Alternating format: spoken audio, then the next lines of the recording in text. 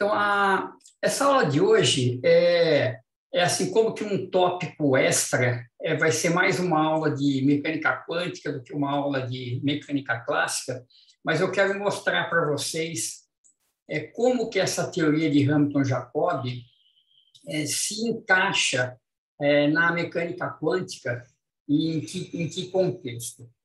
E no final, vai ser uma aula, acho que razoavelmente curta, e no final eu quero mostrar um videozinho para vocês. Acho que talvez alguns de vocês já tenham visto, mas quando chegar lá eu comento e mostro o vídeo para a gente assistir, que é bem bacana.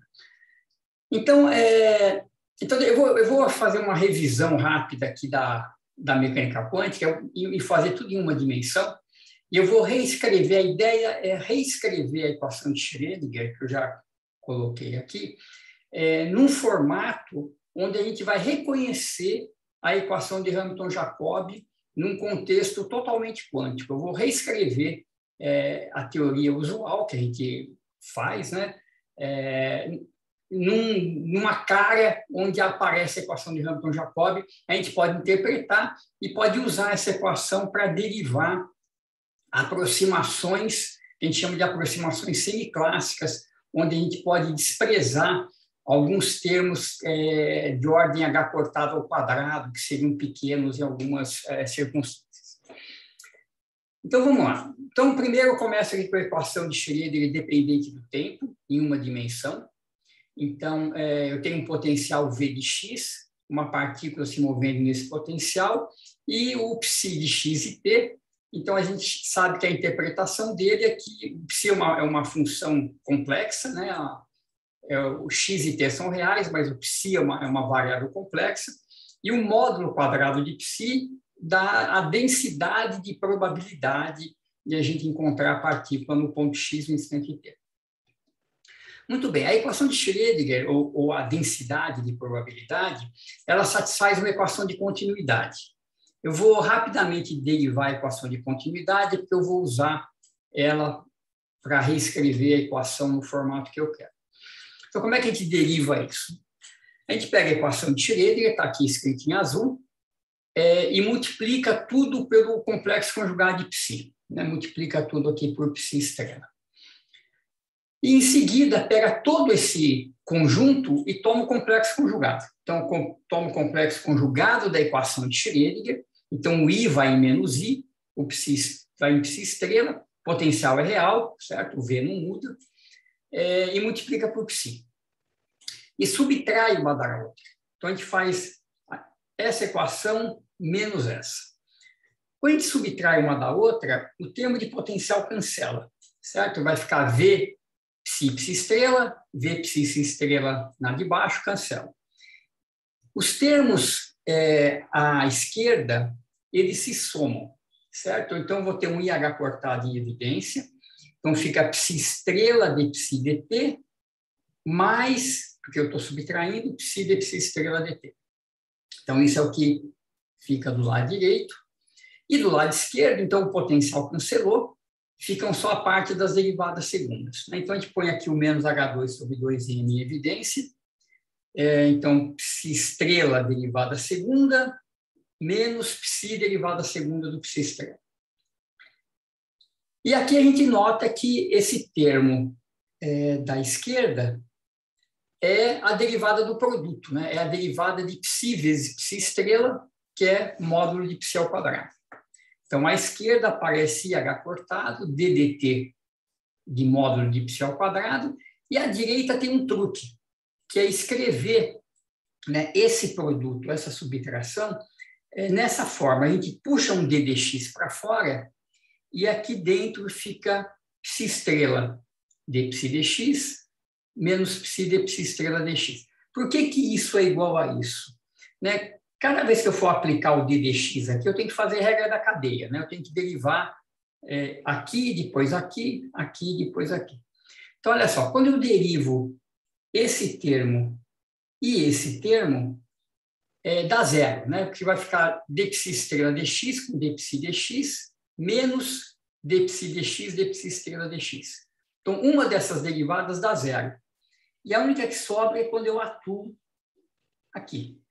E aí eu obtenho o que está lá em cima. Tá? Então, é um truquezinho onde a gente consegue, então, separar uma derivada primeira que em 3 dimensões vira um gradiente. Então, a gente reconhece aqui ρ de x, vou chamar ρ de x o módulo de π ao quadrado, certo? Isso é a densidade de probabilidade. E eu vou, então, aqui a gente vê que um desses H cortados aqui cancela. Esse I aqui eu vou jogar para o outro lado, e eu vou definir essa função j de x como sendo, então, menos IH cortado sobre 2m vezes esse cara aqui, tá? Sem o d de x. Tá? Isso é a mesma coisa, você vê que o que está aqui, né, esse número, isso aqui é um número complexo, e isso aqui é o seu complexo conjugado. Certo? Então, isso aqui é como se fosse, deixa eu escrever aqui em vermelho, se isso aqui fosse um A mais BI, isso aqui seria A menos BI, certo? É o seu complexo conjugado. Quando eu subtraio um do outro, a parte real cancela e dá 2 vezes a parte imaginária, certo? Então, isso aqui também pode escrever nesse formato.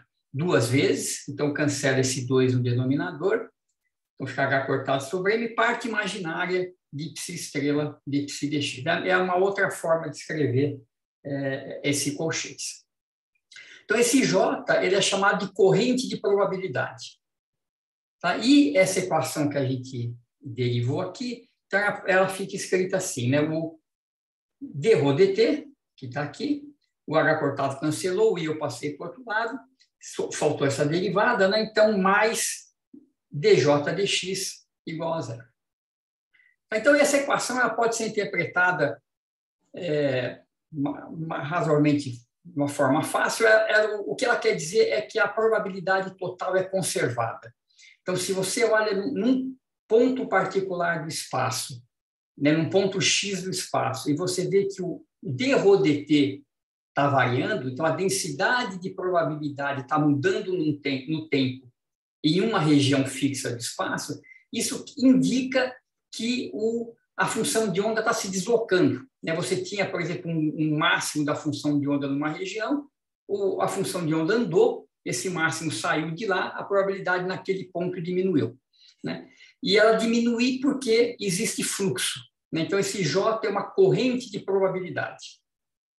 Então, dá para mostrar que, de fato, essa equação tem esse significado. Né? Em particular, se você integrar em todo o espaço aqui dos dois lados, né, integrar em dx, troca ddt com a integral em dx, a integral de ρ dx é 1, certo? Ρ é π ao quadrado, π está normalizada, então a integral de ρ dx é 1, ddt disso é 0. Ou seja, que não tem corrente, a integral da corrente total é 0, ou seja, não tem fonte de probabilidade, nem um ralo de probabilidade onde a corrente desaparece. Certo? Então, isso é a conservação de probabilidade. Muito bem. Então, eu vou agora usar a equação de continuidade e derivar, então, o que eu vou chamar de equação de Hamilton-Jacobi quântica. Então, o que eu vou fazer? Eu vou escrever a função de onda, então, que é uma função complexa, na forma módulo e fase. Como o módulo de π ao quadrado é ρ, o módulo de π é raiz de ρ. Certo? Então, π de xt, eu vou escrever como raiz de ρ, e aí S, e eu vou colocar um H cortado aqui por conveniência. Tá? Eu vou já normalizar a fase pela constante de Planck, porque eu sei que isso é útil para mim. Certo? Então, não estou fazendo nada demais, só estou escrevendo π como módulo de fase. E eu vou substituir isso aqui na equação de Schrödinger, para ver o que eu consigo. Tá? Então, em vez de obter uma equação por π, eu vou obter uma equação por ρ e por S. Tá? Eu separo parte real e imaginária, tem várias coisas que a gente pode fazer. Mas vamos ver o que a gente consegue com isso. Então, escreve o π dessa forma, tanto a amplitude quanto a fase podem depender da posição e do tempo. Então, vamos lá. Eu tenho que calcular dψ dt e d2 π dx2. Então, vamos lá. dψ dx. Então, eu derivo raiz de ρ, 1 meio sobre raiz de ρ, dρ dx. Então, derivei aqui, vezes a fase. E depois eu derivo a fase. Então, cai um I sobre H cortado, ds dx, raiz de ρ, e aí S sobre H cortado. Essa é a derivada primeira. A derivada segunda, eu tenho que derivar esse cara de novo. Então, você vê, eu vou ter que derivar isso. São 6 termos que vão aparecer, certo? Regra da cadeia geral. Então, vamos acompanhar aqui para a gente ver se a gente entendeu direitinho. Então, vamos derivar primeiro o 1 sobre raiz de ρ. Então, ρ a menos 1 meio dá menos 1 meio de ρ a menos 3 meios. É esse cara aqui. Vezes dρ dx, certo? Estou derivando em relação a x. Então, já tinha um dρ dx, fica o dρ dx ao quadrado. Depois eu derivo o dρ dx. Fica só a derivada segunda aqui. E depois eu derivo a fase. Então, cai um I sobre H cortado, que está aqui, e aparece um ds dx multiplicando. Então, esses 3 termos aqui são as derivadas desse primeiro. Faz a mesma coisa para o outro. Então, primeiro deriva o ds dx, a derivada segunda, deriva a raiz de ρ, 1 meio sobre raiz de ρ, dρ dx, já tinha um ds dx aqui multiplicando, e finalmente deriva o S de novo. Então, cai um outro I sobre H cortado, então I com I dá menos 1, H2, vai ficar ds dx ao quadrado. Tá? Então, dão esses 6 termos, e a gente nota que esses dois aqui são iguais, e a gente pode somar e vai sumir esse meio que está aí. Faz ds dψ dt agora. Então, dψ dt deriva a raiz em relação ao tempo, né? Então, é raiz de ρ, 1 meio, raiz a menos meio, faltou 1 meio aqui, né? Eu acho que tem 1 meio aqui faltando. Certo? Porque tem a raiz. É 1 meio da raiz a menos meio, dρ dt. E o segundo termo, deriva o S, cai 1 sobre H cortado. Aqui eu já estou multiplicando por H cortado, então já está aqui. Então, quando eu derivo o S, o I com esse I dá menos 1, H cortado cancela, e fica aqui o ds dt. Então, fica um trambolho, né? Você fala, por que você está fazendo essa conta toda? Está complicando tudo. Então, vamos lá, vamos substituir na equação. Então, está aqui, ó, menos 1 sobre 2m d2π dx2. Então, está aqui esse cara aqui, menos 1/4, ele está aqui, certo? Do dρ ao quadrado. Esse que tem a derivada segunda, ele está aqui. Esses dois aqui que tem um produto, some 1 meio, é esse aqui. Aí tem a derivada segunda em S e a derivada de S ao quadrado. Então, está todo mundo aqui. São 5 termos, porque 2 somaram. Mais V de x vezes π. Então, π tem a raiz de ρ. Notem que todo mundo carrega essa fase, né? E eu vou vou cortar já esse E aí, esse sobre H cortado de todos os termos. E o IH cortado dψ dt, que está aqui, né? Esse termo, com dρ dt, e o termo com ds dt, que está aqui. Aqui eu deixei o IH cortado em evidência. Tá? Então, está aí a equação. Isso aqui é totalmente equivalente à equação de Schrödinger, não tem aproximação, não tem nada, é só um jeito complicado de escrever a mesma coisa em termos do módulo e da fase. Muito bem, como é que fica a equação de continuidade? Bom, o módulo de π ao quadrado é ρ, certo? É π vezes π estrela, então a fase cancela. E a corrente, o J, então o que ela é? Né? H cortado sobre M, parte imaginária de π estrela, lembra, né? Deixa eu escrever aqui para a gente lembrar. O J é H cortado sobre M, parte imaginária, π estrela dψ dx. Então, está aqui o π estrela e dψ dx. Então, eu pego a derivada que a gente fez aqui em cima, tem esses dois termos, joga aqui dentro. Certo? Então, você vê que essas fases aqui se cancelam, né? Dá sempre 1. Então, some a fase. No primeiro termo fica raiz de ρ cancela, fica 1 meio da derivada dρ dx. E no segundo termo fica 1 I sobre H cortado, raiz de ρ com raiz de ρ dá um ρ, ds dx. Como a gente quer pegar a parte imaginária é só isso aqui. Ops, deixa eu voltar aqui. É isso aqui. Então, o H cortado cancela, fica ρ sobre m ds dx. Então, está aqui a equação da continuidade, escrito em termos de módulo e fase da função de onda, explicitamente. Certo? Notem que, lembra que na nossa transformação canônica, né, ds dx era P. P sobre M é V. Rho vezes V é corrente. Certo? Então, isso aqui, de fato, tem dimensões de uma corrente de probabilidade. Muito bem. Próximo passo. Então, você vê que é uma conta meio longa, né? Então, eu já deixei ela meia preparada aqui, mas é só álgebra, é só não errar nas derivadas. Então, o próximo passo é o seguinte, a gente vai ver que esses termos aqui, ó, esse mais esse, dá exatamente igual a esse daqui e eles vão se cancelar. E a equação vai dar uma bela simplificada. Tá? Então, eu vou pegar esses dois termos aqui e vou simplificar.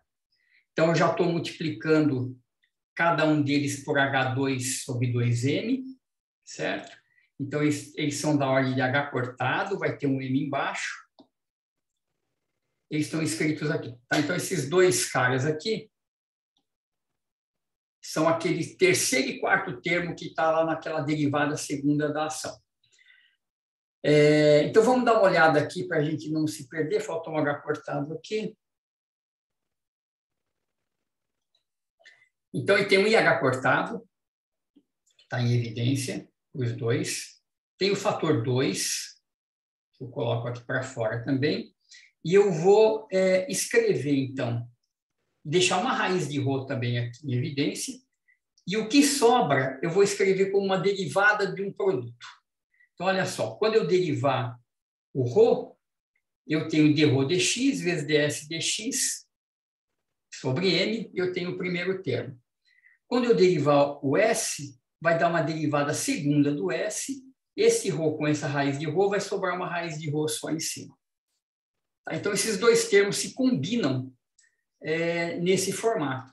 E o que apareceu aqui é o J, né? É exatamente aquela corrente ρ sobre m ds dx.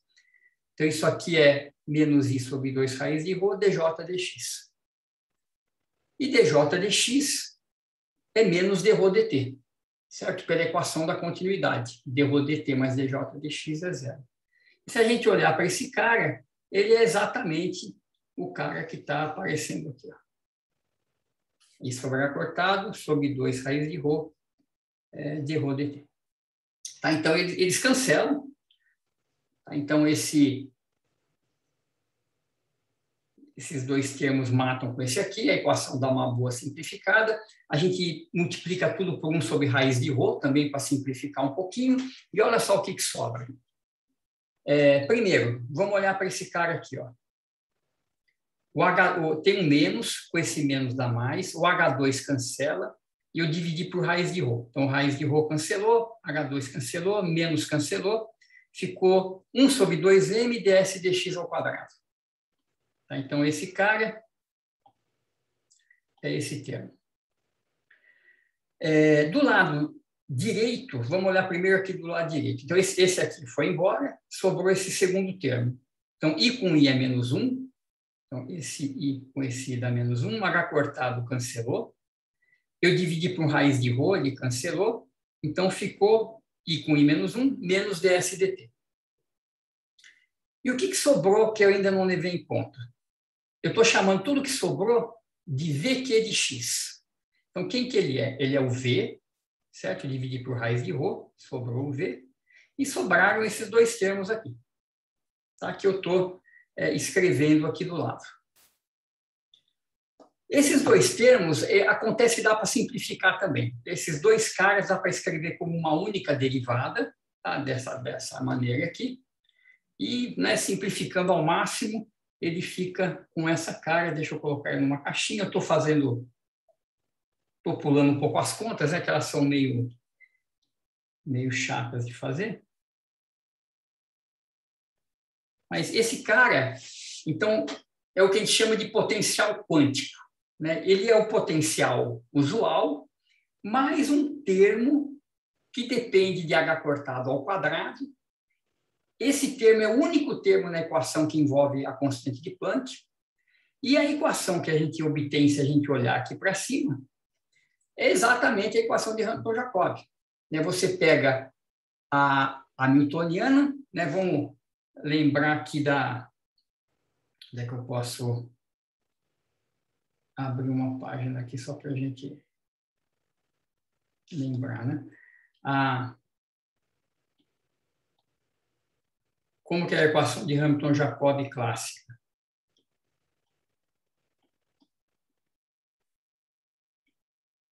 A gente procurava uma transformação canônica que tornava a nova Hamiltoniana zero, certo? Uma transformação canônica dependente do tempo.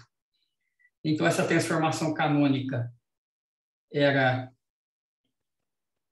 gerada por uma certa função, vou chamar essa função de f aqui, né, do tipo F2, que tinham essas equações de pesão. Aqui é mais também. Del F. Del pesão. Certo? Tal que a nova Hamiltoniana, que é H mais df dt, seja igual a zero. Então, como é que a gente resolve essa equação? A gente pega o H de Q, onde tem P, a gente substitui o df dq, mais df dt igual a zero. Certo? Então, é exatamente o que a gente tem aqui. Ó. P2 sobre 2m, onde tem P eu coloco ds dx, então fica 1 sobre 2m ds dx ao quadrado, mais o V, mais ds dt igual a zero. Só que não é exatamente a equação de Hamilton-Jacob, porque o V não é o V clássico, ele tem correções, né? Isso aqui é mecânica quântica, não é mecânica clássica.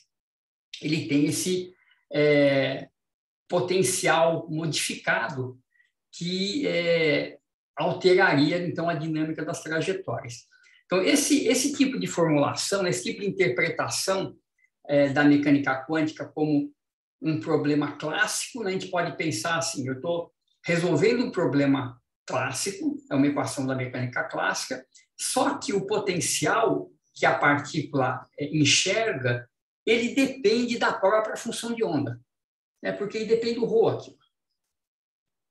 Então, a própria evolução da função de onda modifica o potencial que a partícula enxerga, essas coisas interagem e isso dá origem a essas características não usuais que a gente observa na mecânica quântica. Então, quem levou esse tipo de... Notem que isso aqui é exato, né? Não tem absolutamente nenhuma aproximação aqui, isso aqui é mecânica quântica, só vista de um jeito um pouco diferente. Então, quem levou isso aqui para frente foi o David Bohm, né? Deixa eu escrever aqui. David Bohm. E ele que tinha essa interpretação de trajetórias quânticas. Então, a partícula, de fato, ela tinha uma trajetória, só que essa trajetória ela era influenciada por uma onda subjacente que era dada, você tinha uma onda que modificava o potencial e a trajetória da partícula nesse potencial, né, que interagia com a própria partícula. Eu vou mostrar depois um filmezinho bem bacana que vocês devem talvez ter visto, de um experimento clássico que imita esse tipo de situação e que tem efeitos muito parecidos com mecânica quântica. Diga. Uma coisa, essa ideia do David Bohm, essa interpretação dele precede a equação de Schrödinger, né? Eu acho que não. Eu acho que é depois. Eu acho que isso é depois. Porque, você vê, isso aqui não é uma teoria diferente, né? É a mesma teoria, é só uma interpretação diferente do que você está vendo. Porque você vê, resolver essa equação, quais são as equações aqui? Né? Eu tenho que resolver essa equação. Então, eu já vou explicitar um pouquinho mais. Junto com a equação de continuidade, porque eu tenho que calcular o ρ também. Né? Então, aqui é uma equação que envolve o S e o ρ, porque ele está no potencial. E eu tenho o dρ dt mais dj dx igual a zero. Então, são duas equações para eu resolver para o S e para o ρ, e com isso eu tenho a função de onda. Certo? Mas eu tenho esse enfoque meio clássico. Deixa eu ver aqui um pouquinho. Está aqui, ó. Então, como é que a gente faz, né? Então, você vê, essa equação, a equação de Schrödinger, né, ela é equivalente a essa equação de Hamilton-Jacobi com esse potencial quântico. É totalmente equivalente, não tem absolutamente nenhum tipo de aproximação aqui. Qualquer resultado que você vai obter aqui vai ser idêntico ao que você obtém resolvendo a equação de Schrödinger. É a mesma equação, só mexi um pouco com ela. Então, a ideia é assim, quer dizer, dada uma função de onda inicial, então, se você der um psi zero, um psi em t igual a zero, então você dá um ρ zero, dá uma fase S zero, você resolve essas equações, calcula o S e o ρ, e você tem a função de onda. E, em particular, a solução para o S, a gente sabe qual que é. A solução para o S é o ds dt é lagrangiana. Né? Então, eu sei que o S no ponto x, eu vou fazer uma figurinha aqui, vai ser o S no ponto x0 mais a integral de L dt. Deixa eu só ver se eu tenho aqui. Eu tenho uma figura aqui. Professor? Diga lá. Tá me escutando? Ah, tá. Eu ia fazer uma pergunta ali, quando acho que o Davi falou. Antes disso, que era antes de entrar nessa questão do S. Tá. Porque S é ação, né? Isso, então, aqui a gente vê que é isso, exatamente. A gente vê que esse S, que na equação de Hamilton-Jacobi, é a ação. É a integral de L dt. Só que para a equação de Jacobi, Hamilton-Jacobi, é F2, né? E a ação é F1. Não, essa daqui não, essa função aqui é uma função do tipo F2 também. Tá? Ela depende do x e do novo p, vamos dizer assim, que vai ser constante, né? Os novos momentos, as novas coordenadas são sempre constantes no Hamilton-Jacobi, né? Que ser zero hamiltoniano. Então, S passa a ser uma função de x, só, basicamente. Ah, tá, porque eu estava carregando a influência dos capítulos anteriores, que a função S era dada por F1, né? Ah, era sim, naquele jeito de fazer, a gente fazia F1, aqui é F2, de fato ficou um pouco... Ah, tem como fazer, então, a descrição da ação por outras funções, né? Além da F1. Isso, exato. Entendi. Legal. Tem outras transformações canônicas que levam na ação, né? Isso, exatamente. Não só uma. Exato. Tá, Isso. Você pode... É assim, né? Dado uma trajetória, você pode escrever a ação... então, o que define uma trajetória? Né? Para você integrar as equações de movimento, você precisa de duas condições. Né? Ou você dá x0 e p0, ou você dá x0 e x final, ou você dá, por exemplo, x0 e p final. Você tem que dar duas coisas. Né? Então, naquela versão original que nós fizemos, a gente dava o x0 e o xf. Né? O x inicial e o x final. Agora, nessa forma F2, né, a gente dá o x0 e o PF.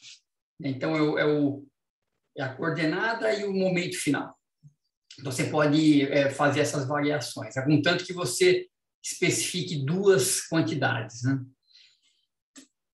Entendi, professor. Obrigado. Professor? Diga. Rapidinho, é só sobre essa questão da ação também, porque eu lembro que no curso de quântica a gente escreve o estado, e faz completo sentido que o estado geral seja escrito assim, né? Raiz de rho, exponencial e tal. Uhum. Mas tem alguma razão, além por exemplo, ajeitar a dimensão na exponencial, da gente colocar a ação aí como essa fase, tipo, identificar essa fase do Então, estado como ação? então, você vê que, do jeito que eu fiz aqui, eu simplesmente escrevi a função de onda como modo de fase, certo? Eu não fiz nada além, eu não falei que o S era ação. Essa é a fase da função de onda.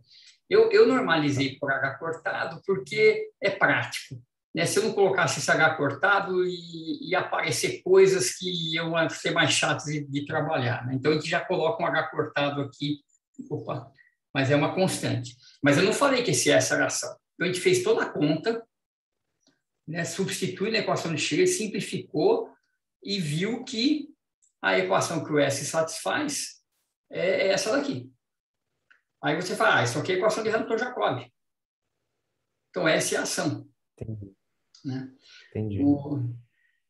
Certo? Então, você identifica então, o S como ação, só que a ação calculada é a integral de L dt, onde o movimento está acontecendo sobre a ação do potencial quântico, vamos dizer assim. Né?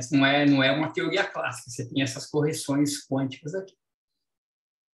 Mas, em princípio, é isso. Você dá uma função de onda inicial, então você dá uma função em t igual a zero. Isso aqui é um problema de condições iniciais. Então, eu dou a função de onda em t igual a zero e eu resolvo a equação, integro aquela equação para ter a função de onda num tempo futuro. Então, eu tenho que resolver simultaneamente a equação de continuidade, para achar o ρ em função do tempo, e a equação de Hamilton-Jacobi. E essa é mais fácil, essa eu já sei. Ela vai ter essa K, que é a integral de L dt, eu só tenho que ajustar a condição inicial. Então, essa função S0 é dada. Então, qual que vai ser o psi no tempo t no ponto x?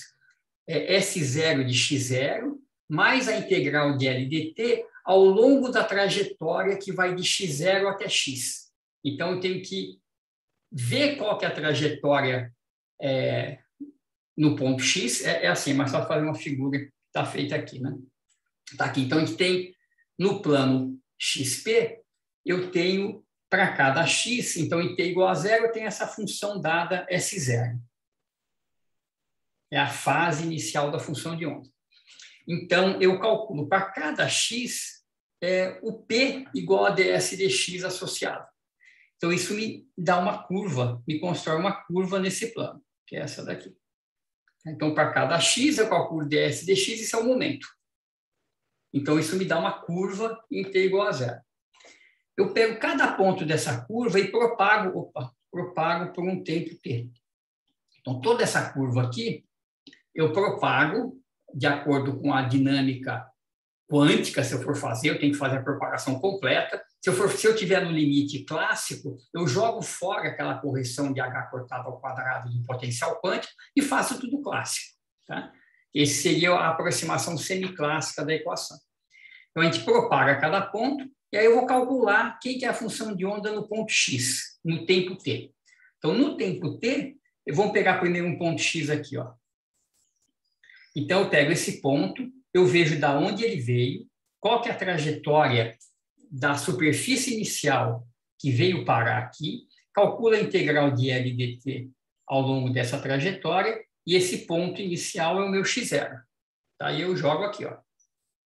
Então, é o S de x0 mais a integral de L dt ao longo desse caminho que chegou no ponto x. Então, esse x0 que está aqui é o ponto de partida que me levou ao ponto x. Se eu tiver aqui em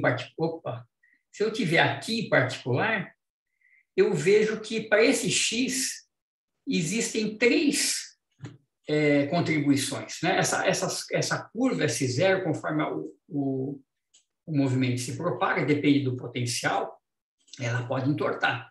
Então, aqui eu vou ter três contribuições, existem três caminhos que chegam no ponto x, e eu tenho que somar a contribuição de cada um deles. Então, eu vou ter interferência. Tá? Então, isso aqui tem interferência, tem todas essas coisas estão embutidas aqui. Tá? Então, assim, do ponto de vista semiclássico, como é que a gente faz? eu falo, olha, se eu estou numa situação onde eu posso desprezar esse pedaço, porque o H cortado é pequeno, a minha massa da minha partícula é razoavelmente grande, eu desprezo isso aqui, o meu potencial quântico vira o potencial clássico e as minhas trajetórias ficam, de fato, as trajetórias clássicas. Tá? Então, eu pego... Então, como é que eu faço? Vamos fazer nesse limite, que é mais fácil a gente visualizar. Né? Então, a aproximação semiclássica. Então, vamos lá. A gente joga fora esse cara. Deixa eu ver se eu tenho feito aqui. Aqui. Então, eu aproximo aquele potencial quântico pelo clássico, caio na equação clássica. Então, a solução é a mesma, só que agora eu faço tudo com a lagrangiana clássica. E para calcular, então, a ação no ponto Q, né, eu tenho que descobrir qual que é o ponto naquela superfície inicial que propagou para o meu ponto Q no tempo T. Então, eu descubro qual que é o ponto que veio daqui para cá, esse é o meu ponto Q0, e eu calculo a integral de LDT ao longo desse caminho. Essa é a fase. Onde é que está aqui? Está aqui. Certo? Então, é um cálculo totalmente clássico, e com isso eu calculo a fase da função de onda. Como que eu calculo a amplitude da função de onda nesse limite clássico? Ora, a amplitude da função de onda, eu tenho um truque que é o seguinte. Vamos voltar aqui no desenho. Eu pego um pequeno intervalo, então está aqui meu x0. Imagina que eu pego vou pegar um ponto aqui embaixo. Eu pego um certo ponto aqui e um ponto vizinho.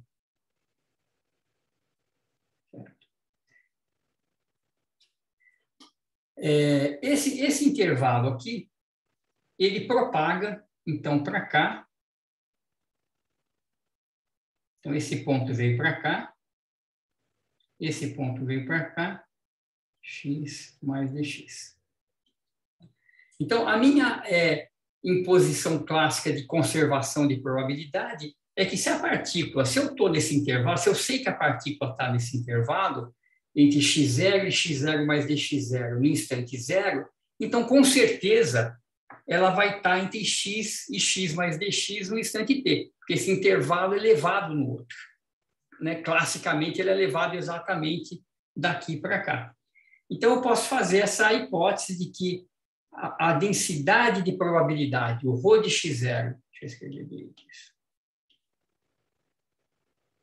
vezes dx0, tem que ser igual ao ρ de x dx, onde x é o ponto que propaga de x0. Certo? Então, eu pego a trajetória de x0, propago por um tempo t, e no tempo t, deixa eu escrever isso ainda mais explicitamente, ρ de x0 em t igual a 0 de x0 vai ser o ρ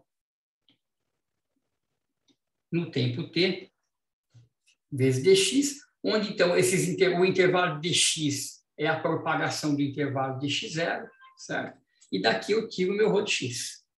Então, o ρ de xt é ρ de x0, 0, dx0 sobre dx.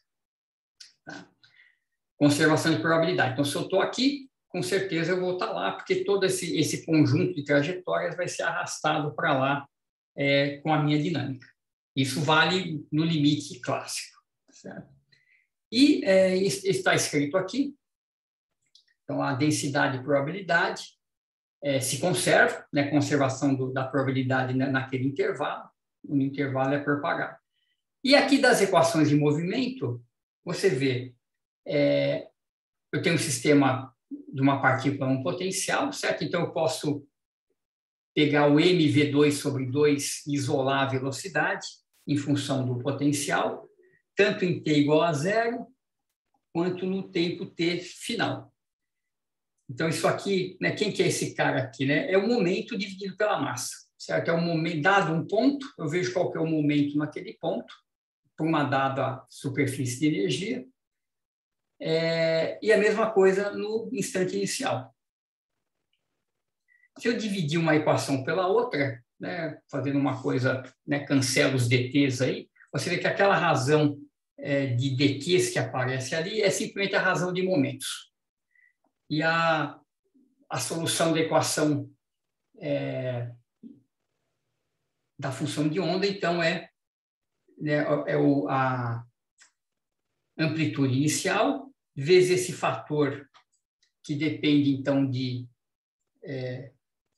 da razão dos momentos, num ponto e no outro, e a propagação da fase que você integra com a equação de movimento. Tá? Então, aqui, só para talvez ficar mais claro, né? Aqui eu estou fazendo isso, né?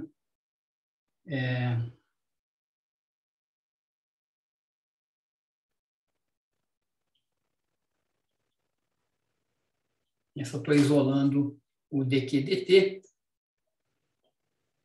né, supondo que eu estou num sistema conservativo. Então, a razão dos intervalos, né, se eu tenho um intervalo dq0, o tamanho do intervalo no tempo t satisfaz essa relação de proporção. Né? Eu divido uma equação pela outra.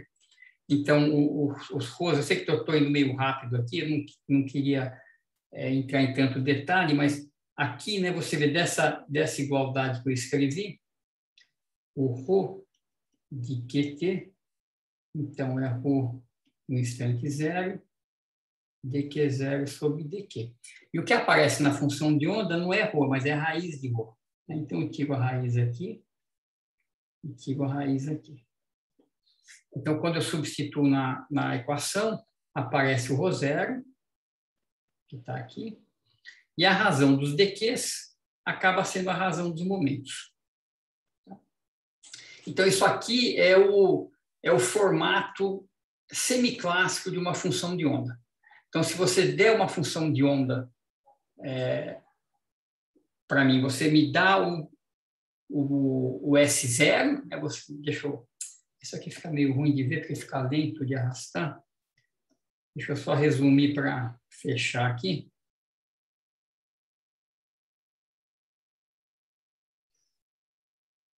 Aqui, né? Então, qual que é o resumo aqui, né? Dado uma função de onda inicial, eu vou chamar essa amplitude de ρ0 e a fase de S0. Então, ρ0 e S0 são dados. Eu dou essa função de onda. Sempre, qual que é a função de onda no instante t? Então, no limite semiclássico, ela é dada por essa expressão que está aqui em cima. Então, você pega a função de onda vai ser raiz de ρ de Q0, que é o mesmo que você está calculando aqui. Note que aqui tem Q0 e tem Q. Então, Q é o ponto onde eu estou calculando. Aparece esse Q0. P de Q, onde P de Q é essa raiz quadrada que está aqui. Certo? E aqui eu tenho que integrar a LDT. Então, quem que é esse Q0? Quem que é essa integral? Ora, eu tenho que pegar, então, a função de onda inicial. Vou fazer um outro figurinha bem pequenininho aqui embaixo. Então, essa aqui é a minha função S0, ds0 dq. Essa superfície se propaga. E para cada ponto Q, eu tenho que saber qual que é o ponto Q0 e de onde ele vem. Então, esse Q0 que aparece aqui e aqui é o ponto que propaga para Q no instante T. Aí você fala, como assim? Você dá o Q0 e eu quero saber onde ele propaga para Q? Porque o Q0, o P0 é dado. Né? Dado o Q0, o P0 é ds dq. Então, eu tenho um ponto, tenho o seu momento, propago, eu vou dar um certo Q. É nesse Q que a função de onda está calculada. Então, é um pouco enrolado de entender, não sei se eu estou indo muito rápido também, mas a ideia é que se você fizer isso tudo exatamente, né, sem jogar fora aquela correção quadrática no h cortado ao quadrado, a sua solução vai ser a solução da equação de Schrödinger. Se você jogar fora aquele termo do potencial quântico, isso é uma aproximação. Isso não é mais exato e pode ser uma aproximação boa ou não, dependendo da circunstância. Tá, mas eu acho que o ponto mais importante aqui é que a equação de Schrödinger pode ser vista, né, como um problema de Hamilton-Jacob, num potencial um pouco estranho, né? Que é um potencial que depende da própria função de onda. Né? Então, como é que você faria isso aqui na prática? Né? Você pega a função de onda inicial e calcula essa correção aqui, ó, que ela depende da função de onda, depende do ρ. Então, você vem, calcula e o seu potencial se modifica um pouquinho. Aí você propaga a função de onda por um tempo pequeno nesse potencial modificado. Propagou um pouquinho, pega a função de onda de novo e vem aqui e reajusta o potencial. Reajusta o potencial, propaga mais um pouquinho. Então, enquanto você propaga a função de onda, você vai, ao mesmo tempo, modificando o próprio potencial onde ela está andando. Então, se você fizer isso de uma forma consistente, você vai ter tanto, né, isso tudo junto com a equação de continuidade, você vai ter a solução exata da equação. Tá? Ela é mais chata de fazer, mas ela tem essa visão de trajetória, né, que era uma coisa que as pessoas queriam muito manter, né, principalmente no início da mecânica quântica. Professor, Diga. mais como curiosidade, o que vai determinar aí se esse termo vai ser desprezado ou não? Claro, além da precisão que você quer ter, mas é a massa do objeto, certo? Nada mais do que isso, porque o H cortado ele é uma constante, claro, né? Ou Então, também a função inicial. Então, função de onda assim, inicial também. depende... Então, você tem o parâmetro de controle, você vê, é H cortado, né? H cortado é pequeno, mas pequeno em relação ao quê, né? Então, você vê que a ação, o que aparece na fase é S sobre H cortado. Então, S, que é a ação clássica, tem a mesma dimensão do H cortado. Então, a dimensão de ação é a dimensão de H cortado, que é energia vezes tempo. Energia vezes tempo, ou melhor, momento vezes posição, né? P vezes X. Então, você tem que estar numa situação, imagina que você tem uma partícula confinada num poço de potencial. Então, você tem uma partícula se movendo aqui num poço de potencial, está confinada aqui dentro. Então, você tem aqui uma dimensão típica, L, do sistema, e você tem um momento típico da partícula P. Né? Então, P vezes L tem que ser muito maior que H cortado. Esse é o limite onde vale essas coisas. Então, quantidades que têm dimensão de ação tem que ser tipicamente bem maiores que a constante de Planck.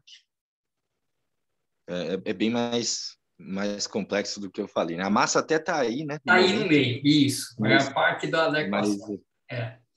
Então, depender dessa velocidade e também do tamanho das coisas, né? Isso. Então, teve muito experimento em sistemas mesoscópicos, né, onde esses tamanhos eram da ordem de microns. Eles conseguiam confinar elétrons você fazia um gás de elétron meio bidimensional entre dois materiais, né, e colocava eletrodos para confinar os elétrons, né, e fazia uma região mais ou menos confinada, e conseguiam fazer coisas que pareciam funcionar nesse limite semiclássico. Então, você começa a enxergar coisas que parecem mais mecânica clássica, a região onde a função de onda é maior, fica em cima de uma trajetória clássica, coisas desse tipo. Teve bastante experimento bacana aqui. Agora, só para terminar, eu vou falar uns exemplos aqui, eu vou mostrar um filminho depois, mas você vê que tudo isso aqui que eu falei é dinâmico, né? Eu estou resolvendo a dinâmica de uma função, propagando uma função de onda, né? Então, eu dou uma função de onda inicial, essa função de onda inicial é dada pelo ρ0 e pelo S0. Então, o S0, ele determina essa curva. Então, para cada Q, eu calculo ds dq, isso é um momento. Então, isso dá essa curva. Dada essa curva, eu propago a curva. Então, depois de um tempo, essa curva, essa superfície, né, ela anda. vai para frente. Então, para eu calcular aqui, depois de um tempo t, eu pego aqui qual que é a trajetória que chegou ali, faço essas contas, jogo lá e eu tenho a evolução temporal. E se eu estiver interessado em estado estacionário? Você vê que estado estacionário ele é da forma φ de Q e a menos IET sobre H cortado. Certo? Ele tem essa cara especial para o módulo quadrado da função de onda ser independente do tempo. Então, nesse caso, o que eu posso tentar fazer é buscar soluções da minha equação onde o S separa na forma de um S' de Q menos E vezes T. Lembre a separação de variáveis que a gente fazia para resolver a equação. Como eu vou calcular a exponencial de IS sobre H cortado, esse cara vai produzir exatamente esse fator e isso aqui vai ser a parte independente do tempo.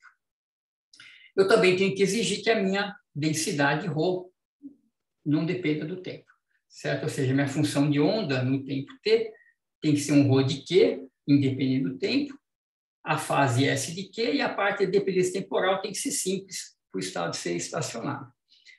Então, se eu pego uma equação de Hamilton-Jacobi quântica ali e tento uma separação de variáveis desse tipo, ds dt é menos E, então eu caio na equação de Hamilton-Jacobi independente do tempo.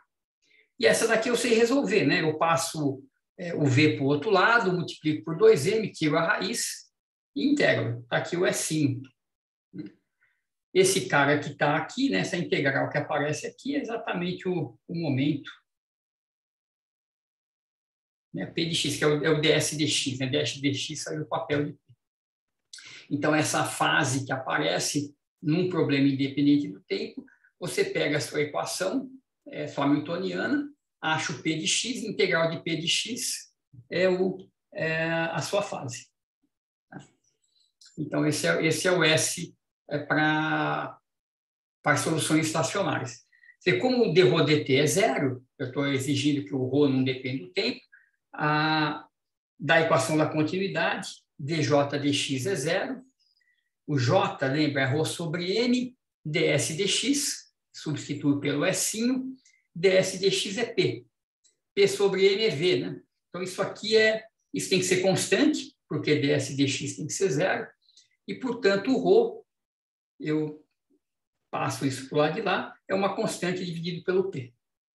Então, novamente, você tem esse formato da função de onda semiclássica, 1 sobre raiz de p, que é a raiz de ρ, e a exponencial do S, né, separando a dependência temporal, que tem duas soluções, né, mais ou menos integral de P de x dx. Então, se você combina as duas soluções possíveis, a solução estacionária geral tem essa forma que é chamada de aproximação WKB, né, da função de onda. Isso aqui é uma teoria bem mais complexa, né? Aqui você vê, eu estou fazendo a cara da função de onda numa região classicamente permitida, mas a função de onda também se estende nas regiões proibidas. Então, tem toda uma teoria aqui, a gente pode mostrar que esse tipo de aproximação ela só é consistente para alguns valores de energia. Né? Isso aqui não funciona para todos os valores de energia. E a condição de consistência é que a integral de P de x dx, você vê que essa integral depende da energia, né? O P depende do E, aqui na raiz quadrada, só quando isso aqui for igual ao múltiplo de H cortado, que essa teoria funciona. Então, daqui sai a quantização semiclássica, né? Aquelas regras de quantização anteriores, elas podem ser derivadas, então, a partir daqui. Mas é interessante, né, que o que aparece aqui como aproximação é exatamente a ação, a parte independente do tempo da ação, que é a solução da equação de Hamilton-Jacobi independente do tempo. Deixa eu dar alguns exemplos para vocês aqui. Depois a gente pode voltar. A aula vai ser basicamente isso, eu não vou me aprofundar muito, mas vamos pegar um caso bem simples, que é a partícula livre. Imagina que eu falo para vocês o seguinte, eu dou a função de onda inicial como sendo dessa forma. Então, o ρ é essa raiz de 1 sobre 2πh cortado, e a fase S de x0 é P0 vezes x. É esse cara aqui. Então, como é que a gente desenha aquela superfície? Ó, ds dx é P0. Ou seja, para todo x é o mesmo P0. Certo? Aqui é P0. Então, isso aqui é uma partícula livre com um momento P0 bem definido. Só tem um momento naquela curva para todo x. Então, é como se tivesse indefinição do x, sempre com um momento P0 para todo mundo. Então, aquela superfície que eu desenhava a curva, agora, nesse caso, ela é uma reta horizontal. Quem que é a ação propagada? Então, vamos resolver a equação de Hamilton-Jacobi clássica. Não vou considerar o potencial quântico, se bem que, nesse caso, ele dá zero, porque ele envolve dρ dx e o ρ é constante, ele não vai fazer muita diferença. Mas quem que é a ação? Então, lembra como que a gente fazia, né? Então, S de xt é o S0 calculado em x0. Então, isso aqui, ó, é a fase inicial. Vamos chamar isso de S0, que é a função inicial dada. Certo? Então, isso aqui é o S0 calculado em x0, mais a integral de L dt ao longo de uma trajetória que alcança o ponto x, saindo de x0. Então, qual que é a integral de L dt? Ora, a energia é constante, né? Vai ser P0 2 sobre 2m vezes o tempo. Agora, esse x0, então, eu tenho que resolver a equação de movimento. Então, a equação de movimento está resolvida aqui embaixo. X é x0 mais P0 sobre mt. Então, esse x0 é o ponto que atinge x no tempo t. Então, eu substituo esse x0 por x menos P0t sobre m. Tá? Então, esse x0 aqui, ele está substituído por esse valor.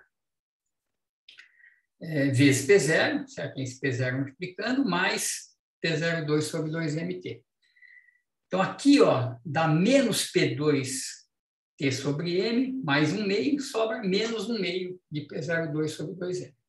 Então, essa é a fase que vai entrar na função de onda.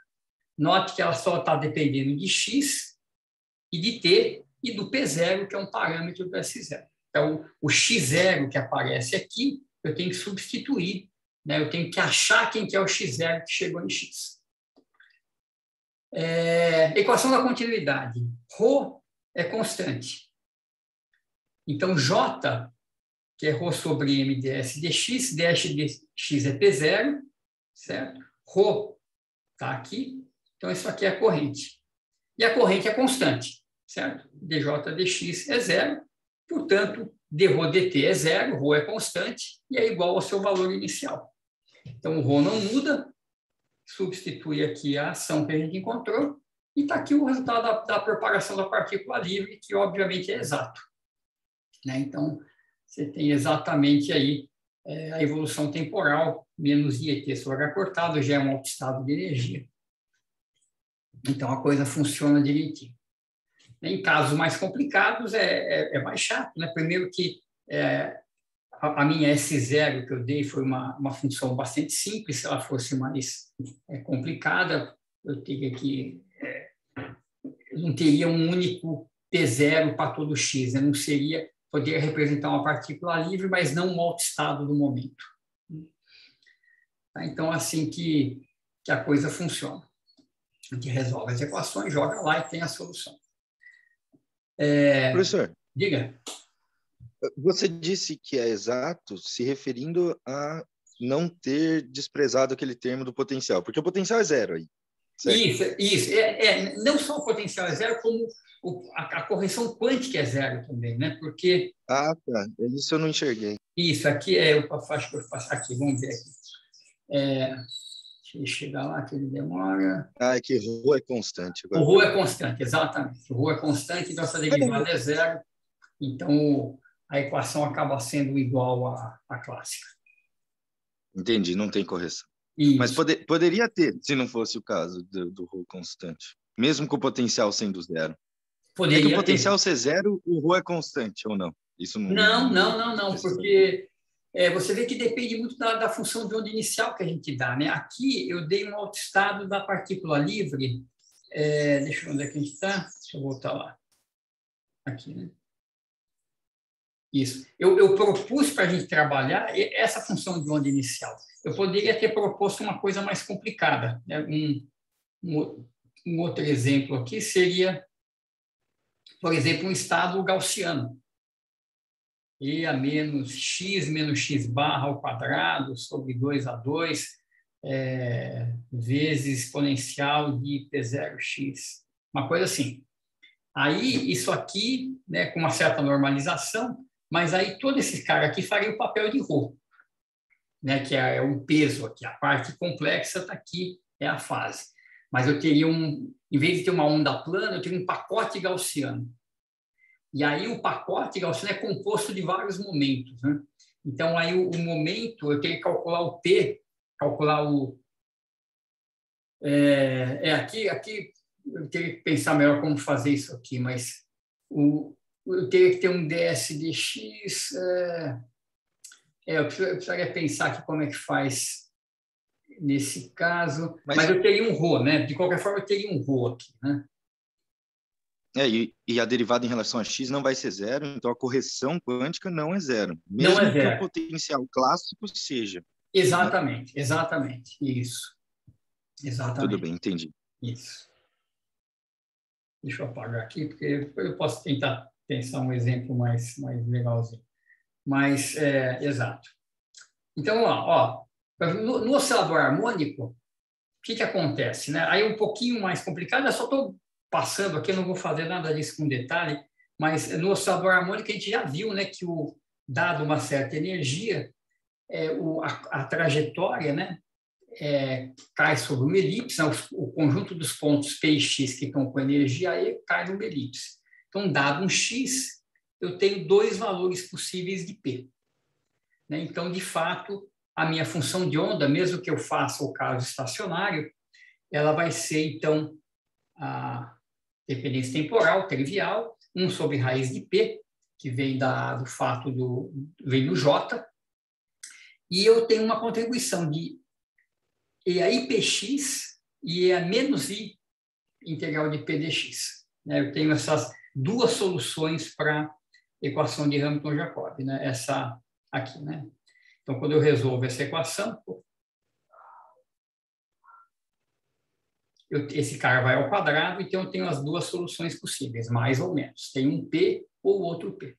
Tá? Então, para o caso do oscilador harmônico, ou para qualquer potencial limitado, vão ter duas contribuições, e eu tenho esses dois caras aqui. Tá? Se eu tiver agora um oscilador harmônico em duas dimensões, como é que fica? É quase dobrar o problema, né? Eu tenho agora, para cada posição x e y, é como se eu fizesse um desenho aqui, né? xpx. Então, eu divido minha energia total em uma parte por modo x e uma parte por modo y. Isso vai definir a amplitude dos movimentos em cada direção. Então, tem a partícula andando aqui. Então, dado um ponto no plano, agora um ponto x e y, existem 4 valores de P possíveis, né? Porque para cada ponto eu tenho, dado um x, eu tenho mais ou menos Px, dado um y, eu tenho mais ou menos Py. Então, eu tenho essas combinações de momentos possíveis aqui. Então, se a gente olhar uma trajetória de um oscilador harmônico no plano XY, ela vai ficar confinada, ela vai ficar rodando aqui, e em qualquer ponto que você olhe, você vê ou ele está indo para cá, ou para cá, ou para cá, ou para cá. São essas 4 direções dos momentos, porque as energias estão fixas, né, ficam conservadas, e ele fica fazendo esse movimento. Então, em vez de você ter uma função de onda com 2 contribuições, que nem está aqui, você vai ter 4 contribuições. Tá? Então, é um problema no plano, não um problema em 1 grau de liberdade, mas em 2. Certo? E agora, se você, em vez de pegar um oscilador harmônico, você pegar um sistema caótico, então esse aqui é um exemplo de sistema caótico que é chamado de estádio. Isso aqui é estádio, tem a forma de um estádio de futebol, né? De Bunimovic.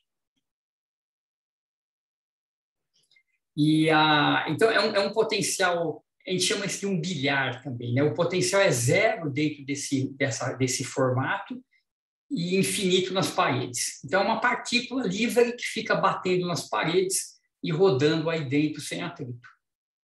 Então, o que está desenhado aí é uma trajetória típica dessa partícula, ela faz essa coisa super complicada. Então, se você olhar em qualquer região aqui, ó, qualquer região pequena, você vê que tem linhas indo para todas as direções possíveis. Se você esperar um tempo longo, você vai ver essas linhas se cruzarem em todas as direções. Então, para cada ponto, existem, na verdade, infinitas combinações de P. Não só 4, como eu tinha aqui no oscilador bidimensional, que é um sistema muito bem complicado. E aí, você começar a combinar infinitas contribuições de função de onda, não dá certo mais. E aquela aproximação semiclássica deixa de valer. Então, quando os sistemas são caóticos, toda aquela coisa bonitinha começa a ir para o ralo, né? Porque você não consegue mais encontrar qual que é o momento dado um ponto. Né? Dado um ponto de espaço, qual que é o momento da partícula? Eu não sei. Ela pode passar por aí em qualquer momento. Enquanto que aqui não. Aqui, dado um ponto de espaço, eu sei que só tem essas 4 possibilidades, eu posso trabalhar com isso. Para sistemas caóticos, a coisa é bem mais complicada. E se vocês olharem aqui o trabalho do Einstein, que eu comentei em uma dessas aulas, é sobre isso que ele fala. Ele fala, você vai tentar aplicar a teoria de Hamilton-Jacobi num problema...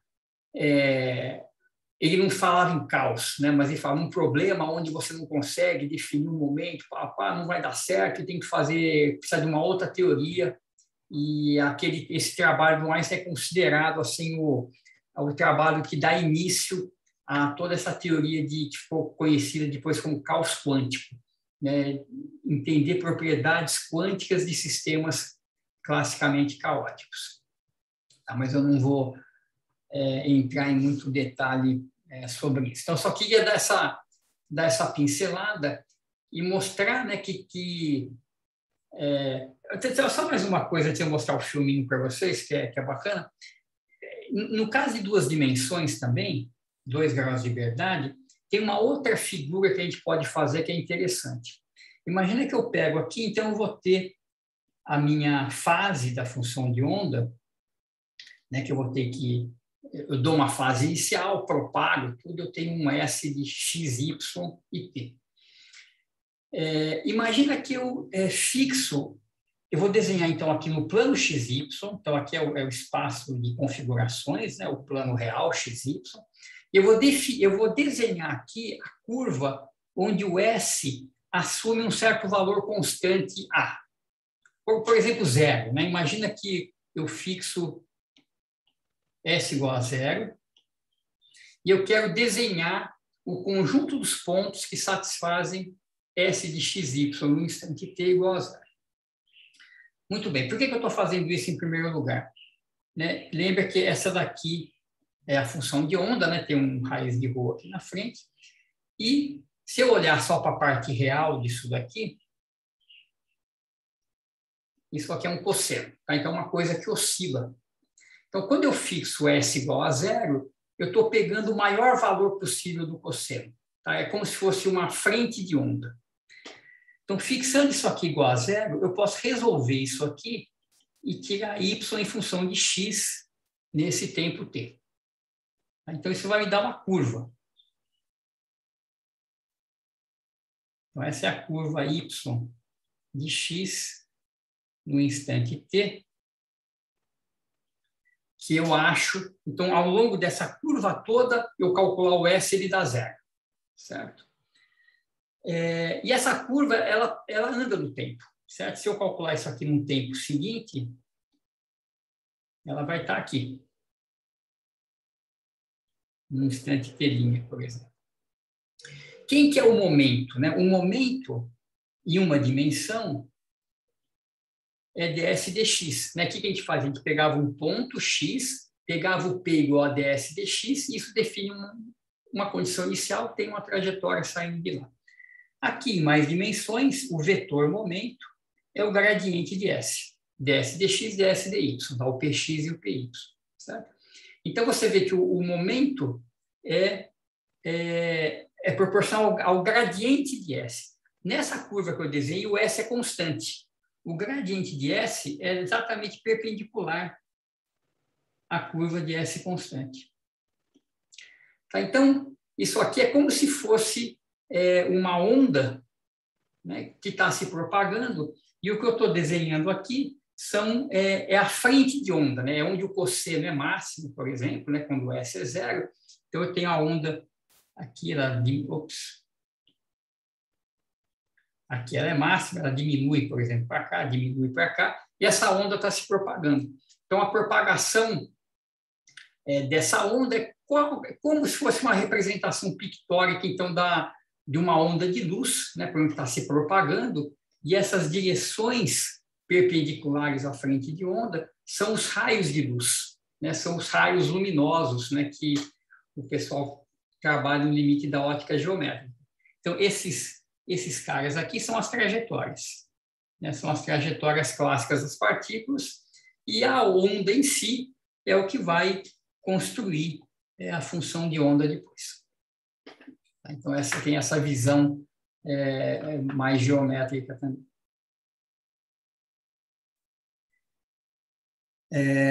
Muito bem, então o que eu queria mostrar para vocês é o seguinte, é um filminho sobre a interpretação de Bohm da mecânica quântica, que diz, então, que você pode...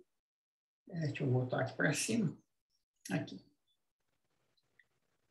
Em vez de resolver a equação de Schrödinger, você pode pensar que você está resolvendo uma equação clássica, tá? Uma equação da mecânica clássica, só que com potencial que vai se modificando junto com a função de onda. Então, o Bohm, ele separava a onda da trajetória. Então, existe a onda e existe uma trajetória da partícula. Aí ele chamava de onda piloto, que ia guiando o movimento da partícula. Então, eu vou mostrar para vocês um experimento que é bem bacana, que é um experimento clássico, que reproduz esse tipo de coisa e dá uma ideia do que o Bohm tinha na mente dele. Não sei se vocês já viram, é um experimento com... Você tem um balde com silicone, não sei se é só silicone, água com silicone, e esse silicone está vibrando, você põe isso num alto-falante para esse líquido ficar vibrando, e você joga uma gota do próprio silicone em cima desse líquido. Então, a gota ela começa a pular em cima do líquido. Ao pular, ela gera uma onda, e a onda afeta o movimento da bolinha. Tá? Então, deixa eu mostrar o vídeo para vocês aqui.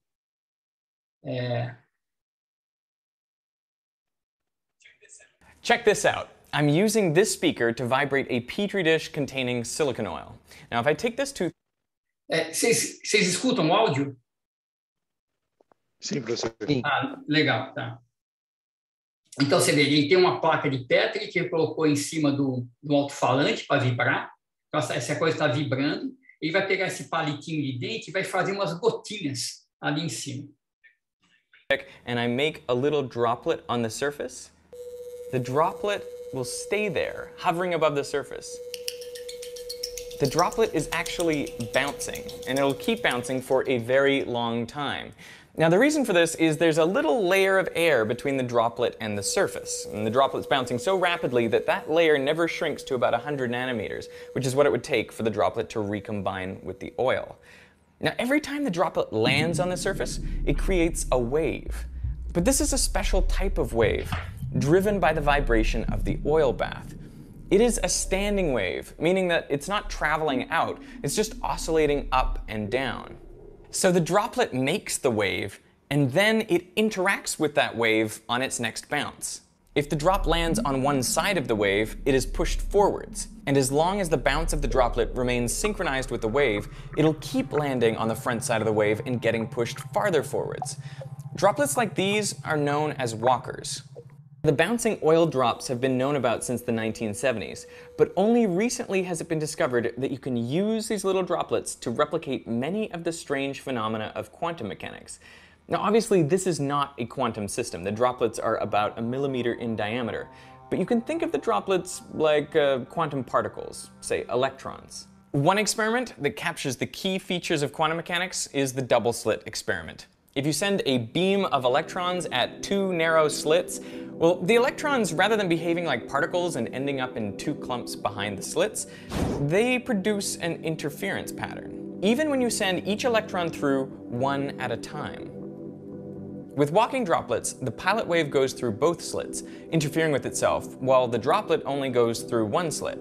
The droplet doesn't move in a straight line, though. It's deflected by its interaction with the wave. The resulting distribution of where the droplets end up looks very similar to quantum double-slit interference patterns. Or take Só fazer um comentário aqui. Então você vê, você tem essa gotinha, ela está pulando ali no líquido, ela produz uma onda e a onda vai empurrando a gotinha. Quando você passa pelo experimento, pela fenda dupla, a partícula, a gotinha, escolhe uma fenda, mas a onda passa pelas duas e interfere. E isso afeta o movimento da gotinha depois da fenda. Então, se você repetir o experimento, cada vez a gotinha vai para um lugar diferente e produz um padrão de interferência. Então, é esse tipo de coisa que o Bohm, né, tinha. Deixa eu só ver o comentário do Alan aqui. Copos de café de isopor. Legal. Você arrasta o copo vibra. Bacana. Bacana. Seria legal fazer a fenda dupla, né? Vamos continuar aqui. Eu tinha a legenda aqui, não sei porque não está aparecendo, mas depois eu passo o link para vocês, se vocês quiserem assistir de novo com calma. In quantum mechanics, it's possible for a particle to get through a barrier that it wouldn't classically have enough energy to get over. This has been demonstrated with walkers by creating a shallow barrier under the surface of the oil. Usually the barrier reflects the pilot wave and its bouncing droplet, but in rare cases the droplet does cross the boundary. And the probability of the droplet crossing the barrier decreases exponentially with the increasing width of the barrier, just as in quantum tunneling. Perhaps the most surprising thing about these walkers is they exhibit quantization, just like electrons bound to atoms. Here the walker is confined to a circular corral. The droplet seems to move around randomly as it interacts with its pilot wave. The complex interaction between the droplet and the wave leads to chaotic motion of the droplet. But over time, a pattern builds up. This is the probability density of finding the droplet at any point within the corral, and it looks very similar to the probability density of electrons confined in a quantum corral. All of these similarities are no coincidence. The walking droplets actually create a remarkable physical realization of a theory proposed by de Broglie nearly 100 years ago in the early days of quantum mechanics.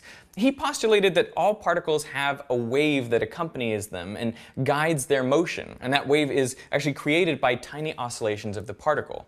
Now, this pilot wave theory was marginalized when the standard Copenhagen interpretation became widely adopted. The Copenhagen interpretation excludes anything that cannot be directly observed, and it says everything that can be known about a particle is contained in its so-called wave function. But adopting this view forces you to give up on some common sense notions, like the idea that particles have a definite position and momentum even when they're not being measured. And it also meant that the universe was no longer deterministic. Randomness is built into standard quantum mechanics. For example, take the double slit experiment. According to quantum mechanics, the wave function of the electron is a superposition of the electron going through one slit and the other slit simultaneously. Using this wave function, you can calculate the probability of where the electron is likely to be.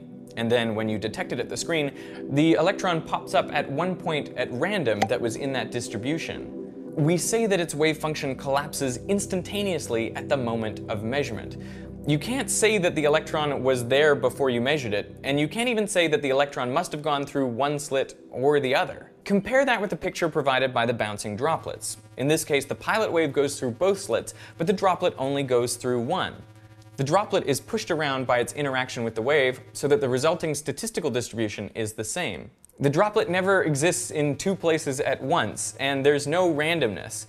If there is any uncertainty, it's just due to our ignorance of what's going on. It's not that it doesn't exist. So pilot wave dynamics can produce many of the same results as quantum mechanics. Does this mean that this is really what quantum particles are doing? No. But I think it'll at least suggest that this is possible. These are possible dynamics that could lead to the statistics which are captured in the quantum mechanical theory. And what's appealing about this is it gives you a clear idea of what's going on. You don't have to abandon the idea that the universe is deterministic, and you get particles with definite position and momenta.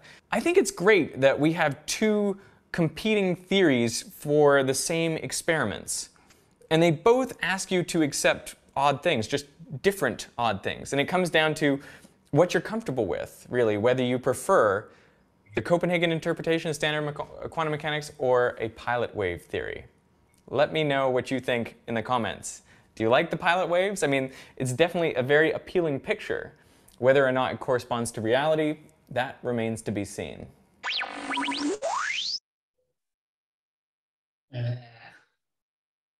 Isso, então é bem interessante. Não sei se vocês já conheciam esse experimento. Foram alguns trabalhos que foram feitos, já fazem alguns anos. É bem legal. Tem outros tipos de interação que eles fazem com duas gotinhas, uma atrai a outra. Tem umas coisas bem bacanas que aparecem lá. Deixa eu voltar aqui. Certo, então é isso que eu queria dar ao fazer essa conexão, então, dessa parte da teoria com a mecânica quântica. Acho que é bacana, acho que dá uma visão diferente. Professor, diga. Então, vamos pensar nesse experimento aí. Uhum. Ele construiu, né, com tamanhos e, né, a substância que ele usou e tudo mais, Uhum. de forma que esse termo não né, está influenciando de forma considerável, né, o movimento da partícula. Eu digo né, do ponto de vista matemático. Isso, exato. Quer dizer, porque você vê que determinante no movimento da partícula. Exato. Porque o que você tem ali? Você tem essas ondas que se formam ali no líquido, elas têm um certo comprimento de onda, né? E a fenda dupla que ele constrói tem que ter uma distância da ordem do comprimento de onda dessa onda formada. Se essas fendas forem muito grandes, a partícula passa reto e você despreza isso aqui, né? Como se não vai ter interferência, ela passa por uma fenda só e passa reto. Então, se as fendas forem muito pequenininhas, eu acho que o que acontece é que a onda bate e é refletida. Então, quando o tamanho típico da fenda é da ordem do comprimento de onda que está sendo produzido, é que o efeito fica mais pronunciado. A partícula vai interagindo com a onda, mas quando ela vai passar em uma das fendas, né, a onda ela interage com a parede, né? Isso, exatamente. Quando a bolinha quica de novo, a onda já interagiu com a parede. Isso, exatamente. Então, interfere no movimento. Você vê que a gotinha tem uns movimentos esquisitos, né? Faz umas curvas, né? Faz umas coisas estranhas ali. E agora, o que ele fala é assim, por que cada vez que a gente faz o experimento, a gotinha vai para um lado? Não é porque existe uma incerteza intrínseca, é porque a gente não controla direito o experimento. Mas, em princípio, né, se a gente fizesse o experimento sempre igualzinho, a partícula sempre faria a mesma trajetória. Mas, provavelmente, a trajetória da partícula é bem sensível, né, às condições iniciais, né? Então, cada vez que você faz, ela vai... Quer dizer, mesmo sem abandonar o determinismo, o padrão de interferência continua aparecendo. Né? É verdade. Talvez alguns. Porque ali a gente não precisou abandonar o determinismo, a gente está vendo que o que faz com que a bolinha não vá sempre no mesmo lugar, porque a gente, né, tem variações ali. Isso. Mas o padrão de interferência aparece, né? Exato, exatamente. Então, acho que mesmo que você... cada vez que você faz o experimento, você tem uma condição inicial um pouquinho diferente, mas tem regiões ali que são evitadas, né? Acho que a onda sempre interfere de tal jeito que a bolinha nunca vai ali no meio dos picos, né? Então, você tem um padrão ali. É bem bacana isso aí, né? Bem interessante. Professor, Diga. e como é que conclusões eu posso tirar desse experimento? Porque ele coloca esse tipo de teoria como uma alternativa àquela interpretação de Copenhague. Até onde eu sei, ela era hegemônica, né, na física. Não, é assim, eu não sei até onde você pode usar isso. Isso é uma coisa, você olha uma coisa dessa, você fica pensando, né? O que está acontecendo? Né? Eu não sei se isso é só eu, mas particularmente eu acho que a gente quer acreditar que o determinismo existe, né? A gente quer acreditar nessas coisas que... Uhum. Então, você vê um negócio desse, você fica... Você fica realmente pulga pensativo. atrás da orelha, né? Exatamente. Mas, assim, é aquela história. Aquilo é um experimento totalmente clássico, mas ele tem em si essa interação da bolinha com a onda que ela mesma produz, né? Então, é muito parecido, né? Agora, isso não quer dizer que... É aquela história, né? A gente tem essas teorias todas que são maneiras de a gente tentar entender a realidade. Agora, o que de fato é o mundo microscópico, né? Se a gente pudesse olhar de alguma forma com um detalhe o que é uma coisa doida, né? É muito... A gente não tem, como vou dizer assim, o nosso dia a dia é tão longe do que está acontecendo ali que a gente não tem intuição, né? Então, a gente quer que tudo seja parecido com as coisas macroscópicas do nosso dia a dia, mas a realidade é muito diferente, né? Acho que a realidade microscópica é uma coisa muito, muito maluca mesmo, né? Se você pudesse entrar primeiro nesse mundo microscópico da ordem de um férmio, uma coisa assim, 10 a menos 10 metros. Se você for mais fundo ainda, né, dentro de um próton, ver o quarto, isso é uma doideira, né? Essa imagem que a gente tem de bolinha, que uma rodando em torno da outra, não existe, né? Então, a gente fica tentando visualizar as coisas para se sentir mais confortável. Mas o mundo é o que ele é, né? A gente tem que tentar entender. Eu concordo. Mas é bastante interessante, no mínimo, né? Porque o Einstein morreu teimando que essas coisas... poderiam ter uma interpretação assim, né? E a gente ouve que consenso foi para outro sentido, assim, não existe posição. E agora, eu não sei, assim, eu não sou muito da área, mas você eu não sei qual foi o impacto desse tipo de teoria, experimento. Eu lembro que quando saiu esses papers, a gente deu uns seminários lá no departamento, teve uns journal clubs que a gente fazia, mas se note que tem um detalhe nesse experimento, que esse líquido, esse placa de Petri, está em cima do alto-falante vibrando, né? Então, tem energia sendo transmitida. Se você pega uma placa parada e joga uma gotinha, ela dá 3, 4 pulos e se mistura no líquido e acabou. Então, tem uma fonte externa de energia. Você precisaria ter, sei lá, o espaço-tempo vibrando, sei lá, né? Não sei como é que você transporia isso para a mecânica quântica nesse sentido, mas não é um problema só da gota e do líquido, do meio. Tem uma fonte externa aí para fazer a coisa funcionar. Mas não deixa de ser super intrigante, né?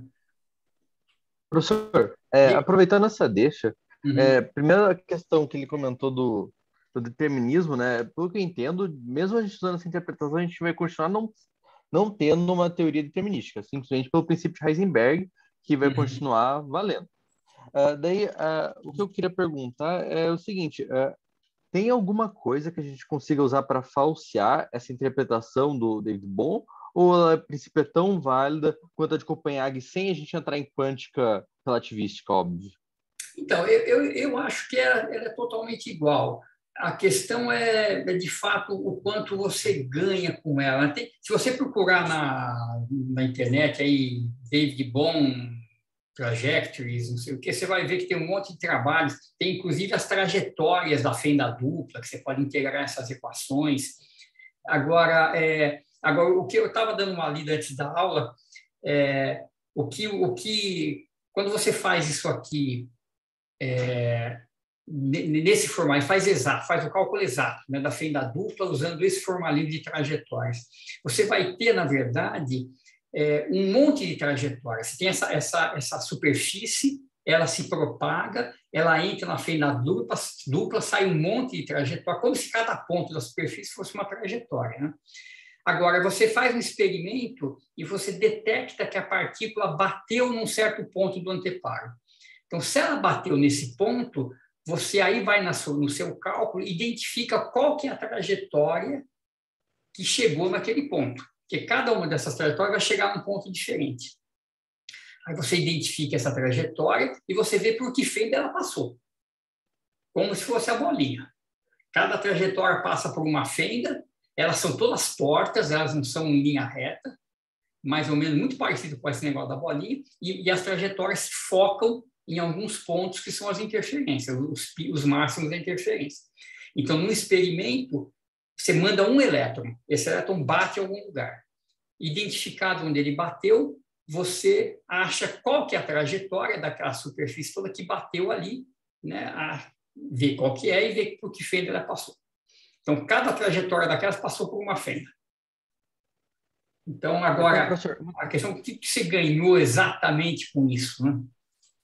Então, professor, é uma coisa que, assim, pensando rápido, né, sem parar para pensar muito, mas parece atrativo disso, é que parece que a gente não trata, não sei se é o termo certo, mas parece que o campo, a função de onda não parece ser algo físico, né? A gente continua tendo essa partícula e a função de onda é como se fosse um suporte. Isso. Então, parece um pouco naquela velha discussão do colapso da função de onda, né? Porque se a sua função de onda ela não é física nesse sentido, eu acho que essa interpretação parece não resolver, mas ajuda um pouco o colapso, porque a gente não vai ter esse problema de colapso se a gente não tivesse algo físico. Eu acho que sim. Eu acho que isso aí, eu acho que resolve o problema do colapso, porque você tem sempre a trajetória, a partícula está lá, né? Então, o que você perde é a informação sobre a onda piloto ali que está por trás, mas você não tem o colapso da função de onda mais. Isso é verdade. Agora, a questão do colapso é complexa também, né? Então, porque é uma interação do medidor com a partícula, então tem toda essa discussão vai longe. Mas, de qualquer forma, acho que é princípio não resolvida, né, professor? Até onde eu saiba... Tem as interpretações e tudo mais, mas é aquela coisa. Até onde eu saiba, não é uma questão fechada, não. É uma questão complicada mesmo. Porque o medidor é um negócio macroscópico, com 10 a 23 partículas, então a coisa toda enrolada. Mas tem bastante trabalho sobre isso, né? Mas é isso, gente. Então, é só... Professor, diga. Só mais uma coisinha. Isso daí, essa ideia, né, da partícula interagindo com a onda, que ela própria faz luz, né? Ela vem também, talvez, para esclarecer o motivo das partículas seguirem a trajetória clássica, né? Que eu acho que você já comentou, que ela dá como se ela explorasse, né, as possibilidades. Isso. E daí depois escolhesse a trajetória. Então, será que tem coisa? Não, eu acho que não. Ali você pode fazer essa interpretação totalmente dentro da interpretação usual da mecânica quântica, né? Você tem então, a ideia do Feynman, né, assim, muito rapidamente, assim, você teria que... Deixa eu parar aqui. Sabe por quê, professor? Porque parece que essa bolinha, apesar dela estar localizada, né, no ponto, a gente consegue até ver pela imagem, né? Mas o efeito dela é maior do que a localização dela mesma, né? Ela produz um efeito que ela mesma sente, que interage com o meio em volta, né? E depois responde para ela mesma. Então, não sei se... Por isso que eu pensei que poderia ajudar, né, nessa interpretação também. Tá. Mas tudo bem, quero ouvir o que você tem a falar. Só rápido, o negócio está travando aqui, deixa eu ver se eu consigo fazer ele, porque não está descendo mais aqui, isso aqui. Deixa eu fechar e abrir de novo aqui. Ué, que estranho. Deixa eu ver. Pronto. Agora vai. Aí. Então, imagina assim, você quer propagar, você quer saber, você sai desse ponto, então você dá novamente, é uma coisa de ponto final, ponto inicial. Eu saio daqui e eu quero calcular qual que é a probabilidade de eu chegar aqui no tempo t. Então, eu posso pensar assim, eu coloco aqui uma fenda dupla. Então, a minha partícula pode vir por aqui ou pode vir por aqui. Agora, eu faço o seguinte, aqui atrás dessa fenda dupla, eu coloco mais 3 fendas. Então, esse caminho pode vir por aqui, pode vir por aqui, pode vir por aqui, mesma coisa aqui. Aqui, aqui. E agora eu vou pegando esse espaço todo aqui, eu vou enchendo de fendas com montões de buracos. Eu vou fazendo cada vez mais fendas e cada vez mais buracos. No final das contas, eu coloquei tanta fenda, mas fiz tanto buraco que não tem nada entre elas. Eu tenho o XI e o XF, e eu posso fazer qualquer coisa aqui, como se ele estivesse seguindo uma série de buracos que eu fiz. E eu tenho que somar a contribuição de todos esses caminhos. Tá? É um conjunto infinito de fendas com infinitos buracos. Então, a probabilidade de eu chegar em XF tendo saído de XI é uma soma sobre todos esses caminhos, né, que não são nem... Você vê que isso aqui não são trajetórias livres, né, são caminhos, porque eu estou imaginando que eu tenho as fendas, então eu faço esses caminhos doidos aqui. E o que o Feynman propôs é que cada um desses caminhos, eles contribuem todos com exatamente o mesmo peso, que é a integral de L dt ao longo do caminho. O que acontece é que quando esses caminhos são... quando a ação típica, então, de um desses caminhos é muito maior que H cortado, então imagina que tipicamente o S vale 10, é um valor de 10. E o H cortado vamos pegar uma coisa menor, vai, 10 a menos 20. E o H cortado é 10 a menos 34. Quando você divide uma coisa pela outra, S sobre H cortado, ainda dá um negócio muito grande, dá 10 a 14. Então, se você tiver 2 caminhos muito próximos, cuja ação difere só de um pouquinho, né? Você tem um caminho cuja ação é 10 a menos 20. Você tem um caminho vizinho que a ação vamos pegar um número menor, 1,1 vezes 10 a menos 20. Qual que é a contribuição desses caminhos? Um é I 10 a 14, o outro caminho vai contribuir com I 1,1 vezes 10 a 14. Quanto que é esses números? Você vê isso aqui, o cosseno de 10 a 14 e o cosseno de 1,1 10 a 14, a cada vez que você roda de 2π, você dá uma volta no cosseno. 10 a 14, você rodou milhões de vezes 2π. E aqui, 1,1, você também rodou 1 milhão de vezes 2π. Então, se você olhar onde é que está o cosseno desses caras, o cosseno de 10 a 14 pode estar, esses cossenos aqui, um pode estar aqui e o outro pode estar aqui. O valor desse cosseno começa a ficar totalmente aleatório, porque uma pequena mudança dá uma grande fração de 2π dentro desse cosseno. Então, essa soma sobre caminhos, ela tende a se cancelar. Um caminho tende a cancelar o outro. É como se estivesse somando números aleatórios. Você está tomando o cosseno disso, né? Uma exponencial complexa. Então, o que acontece é que, quando que os caminhos não se cancelam? Quando você estiver perto do caminho clássico. Porque perto do caminho clássico, a variação da ação é 0. Então, caminhos vizinhos ao clássico têm a mesma ação em primeira ordem. E eles se somam construtivamente. Então, o que você vai ver dessa confusão toda é um caminho aqui, que é o caminho clássico. A ação desse caminho é tal que caminhos vizinhos têm a mesma ação em primeira ordem. Então, isso aqui se soma construtivamente. Quando você está longe do clássico, você tem coisas muito díspares uma da outra, e eles acabam se cancelando e não sobra nada. Por isso que o caminho clássico emerge daí.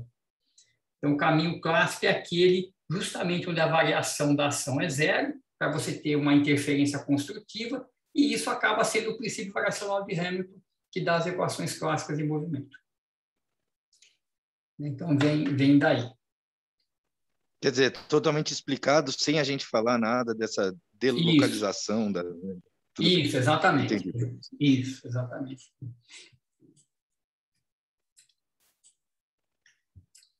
Muito bem, gente. Então, eu acho que é isso.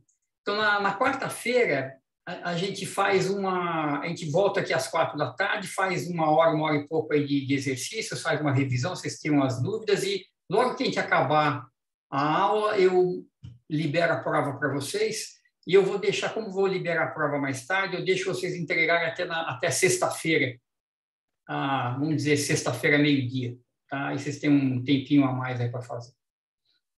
Mas vão ser 3 problemas que eu vou tirar lá dos capítulos, vai ser bem tranquilo, eu acho.